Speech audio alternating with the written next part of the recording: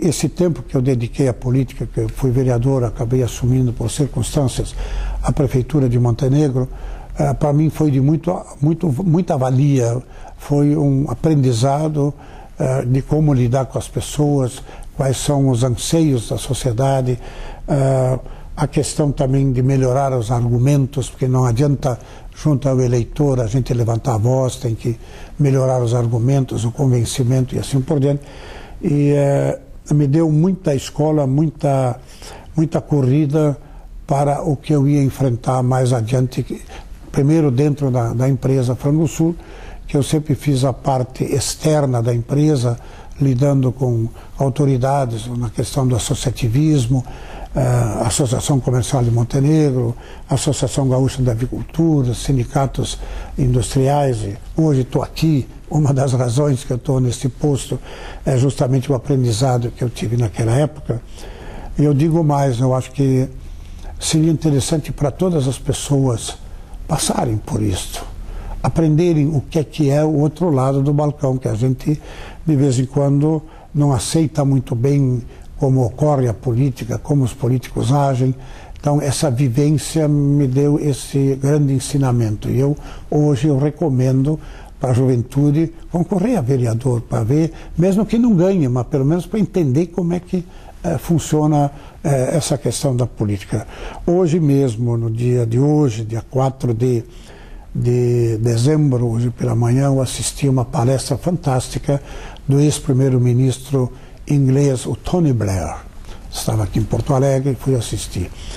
E ele contou que perguntam muito para ele, os jovens principalmente, quando é que é interessante a pessoa começar a entrar na política, se é meio cedo, se não. E ele simplesmente respondeu que ele entende que as pessoas primeiro tenham que se dedicar à atividade privada, para entender uma vez como é que funciona a atividade privada, fica na atividade privada uns 10 anos e aí começa a ir para a carreira política, para começar, para entender como é que funcionam os dois lados. E eu fiz o inverso. Eu primeiro fui para a política, aprendi como é que acontece o outro lado, para agora entender como acontece o lado da iniciativa privada. É que existem interesses legítimos dos dois lados, como não poderia deixar de ser. Entretanto, muitas vezes esses interesses legítimos acabam conflitando entre si.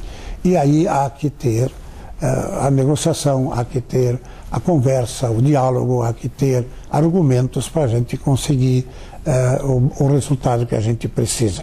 Então, eu inclusive entendo que para ser juiz, para ser promotor, para ser fiscal da Receita ou qualquer atividade pública dessas mais importantes, as pessoas teriam que ter algum tempo de experiência fora dessa atividade, teriam que ter, se a gente pudesse falar em idade, assim, para ser candidato a presidente da República, a pessoa precisa ter no mínimo 35 anos, a mesma coisa para senador. Então essas pessoas também terem um pouco de experiência de como é que funciona a vida do dia a dia na sociedade, como é ganhar o pão trabalhando numa fábrica, num escritório, porque muitos fazem o concurso, se formam, no dia seguinte fazem o concurso e são nomeados, porque passaram no concurso, são inteligentes, até aí tudo bem, mas sem nenhuma experiência do que como é a vida real do dia a dia da pessoa simples, da pessoa do povo, como é a do profissional liberal, como é a do...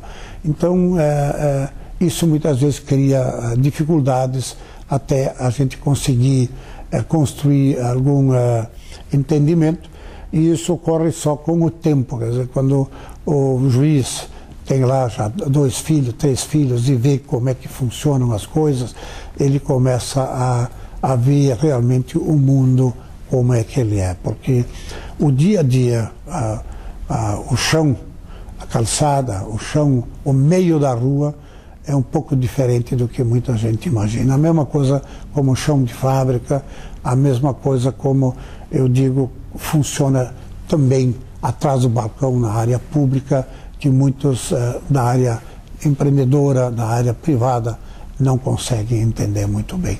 Então, esse mix, aprender primeiro um lado para depois entrar no outro, ou aprender primeiro do outro lado para ir para o primeiro, é muito importante, é muito interessante para que a sociedade construa melhores conceitos, porque nós vivemos